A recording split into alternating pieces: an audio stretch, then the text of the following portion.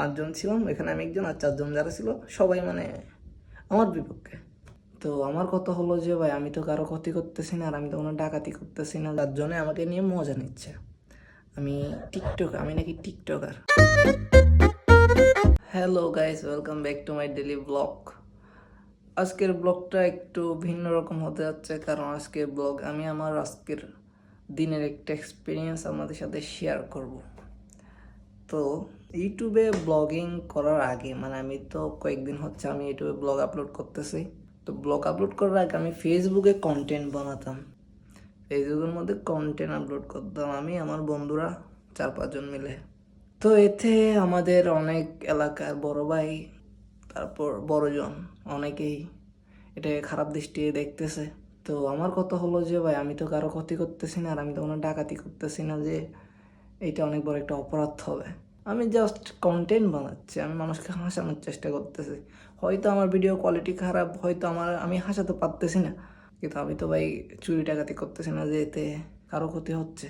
তো সেটা বড় কথা না, বড় কথা হচ্ছে আজকে একটা দোকানে আমরা 5 জন মানুষ ছিলাম।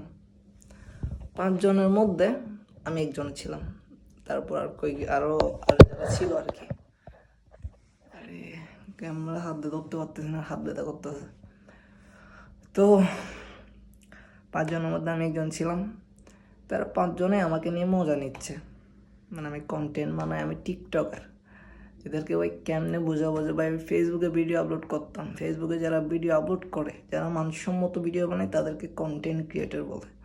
আমি তো আর এখানে গিয়ে ছাপড়িগিরি করতেছি না, বা আমি টিকটক ভিডিও করতেছি না, কন্টেন্ট বানাচ্ছি, মানুষকে হাসানোর চেষ্টা করতেছি। তো এইটাতে অনেক রকমভাবে নিচ্ছিল, আর অনেকে খারাপও বলতেছে। তো আজকের যেটা কথা ওইটা হচ্ছে মানে ওরা 4 জনে আমাকে নিয়ে মজা নিচ্ছে। আমি নাকি টিকটকার।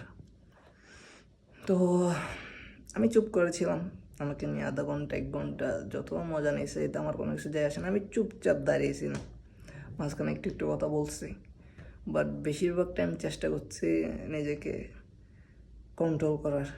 তো কন্ট্রোল করছি। তো আজকের এই ভিডিওটা করার উদ্দেশ্য হলো আমি আমার লাইফের এক্সপিরিয়েন্সটা জাস্ট রেকর্ড করে আমার চ্যানেলে আপলোড করব। যদি আমি ইউটিউবে কোনো কিছু করতে পারি তাইলে এই ভিডিওটা প্রমাণ হয়ে থাকবে যে আমার ইউটিউবের কেরিয়ারে উঠতে কতটা কষ্ট হয়েছিল। আর যদি আমি ভিডিও আপলোড করা বন্ধ করে দিই তাহলে তো ভিডিওর কোনো মানে হয় না, এমনিই থেকে যাবে আর কি। এই আর কি,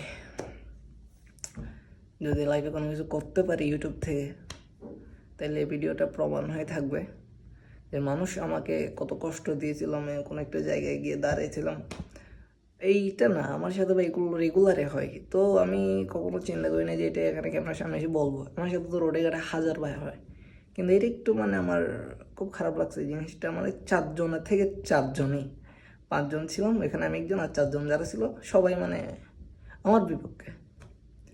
4 জন একসাথে হাসতেছে, আমি এভাবে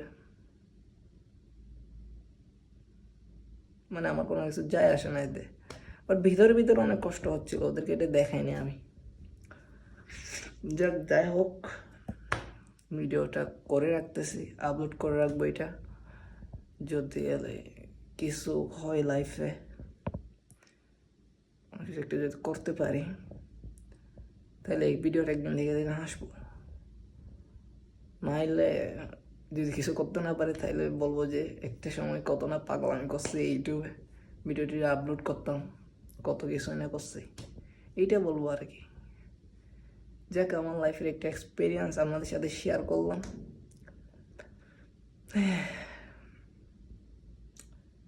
এতটুকু আজকের ভিডিওটা, এতটুকু। সবাই ভালো থাকবেন, সুস্থ থাকবেন। আল্লাহ হাফেজ।